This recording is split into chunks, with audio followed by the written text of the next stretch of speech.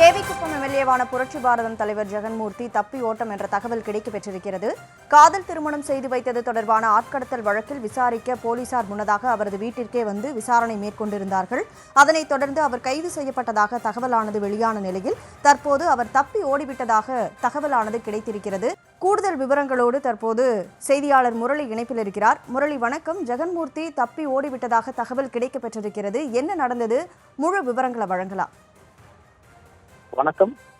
திருவள்ளூர் மாவட்டம் கலாம்பாக்கத்தைச் சேர்ந்த இளைஞர் ஒருவர் தேனி மாவட்டத்தைச் சேர்ந்த பெண்ணை காதலித்து திருமணம் செய்திருக்கிறார். இந்த திருமணம் தொடர்பாக அந்த இளைஞருடைய சகோதரர் கடத்தப்பட்டிருந்தார். இந்த கடத்தல் வழக்கில் பெண்ணின் தந்தை மற்றும் உறவினர்கள் உட்பட 3 பேரை திருவாலங்காடு போலீசார் கைது செய்து சிறையில் அடைத்திருந்தார்கள்.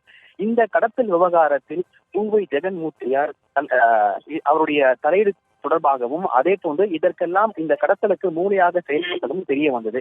இந்த நிலையில் முதல் தகவல் அறிக்கையில், அதாவது FIR-இல் பூவை ஜெகன்மூர்த்தியாருடைய பெயரும் சேர்க்கப்பட்டிருக்கிறது. கடந்த 2 நாட்களுக்கு முன்னதாக பூவை ஜெகன்மூர்த்தியார் ஆட்கள் நேரடியாக SP அலுவலகத்திற்கு சென்று அந்த பெயர் பட்டியலில் இருந்து FIR நீக்கும்படி அவர்கள் கட்ட பஞ்சாயத்து செய்திருக்கிறார்கள். அதன்படியும் அந்த வழக்கும் சேர்க்கப்பட்டிருக்கிறது. இந்த நிலையில் இந்த வழக்கு தொடர்பாக அவரை கைது செய்ய இருப்பதாக ஒரு தகவல் வெளியாகி இருந்தது. இந்த நிலையில் இன்று மதியம் பூவை ஜெகன்மூர்த்தியார் வீட்டின் அருகே கிட்டத்தட்ட 200க்கும் மேற்பட்ட போலீசார் குவிக்கப்பட்டிருந்தார்கள்.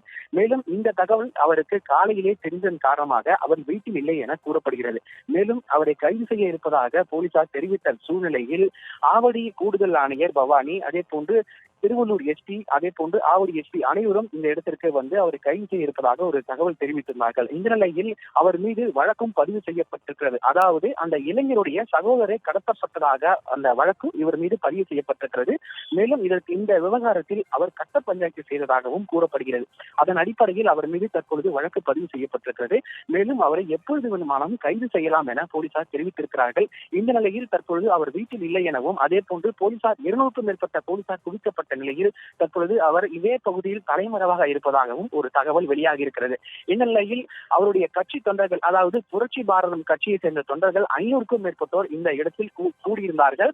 மேலும் போலீசாரும் அதே போன்று தனிப்படை போலீசார், அதிரடிப்படை போலீசார் அனைவரும் இந்த இடத்தில் கூடியிருந்தார்கள். இந்த நிலையில் அவரை தற்பொழுது கைது செய்யவில்லை என ஆவடி கூடுதல் ஆணையரும் அதே போன்று உயர் அதிகாரிகள் தகவல் தெரிவித்திருக்கிறார்கள். இந்த நிலையில் தற்பொழுது போலீசார் அனைவரும் கலைக்கப்பட்டிருக்கிறார்கள். இதனையடுத்து இந்த விவகாரம் தொடர்பாக அவரை விரைவில் கைது செய்ய இருப்பதாகவும் போலீசார் தற்பொழுது தகவல் தெரிவித்திருக்கிறார்கள்.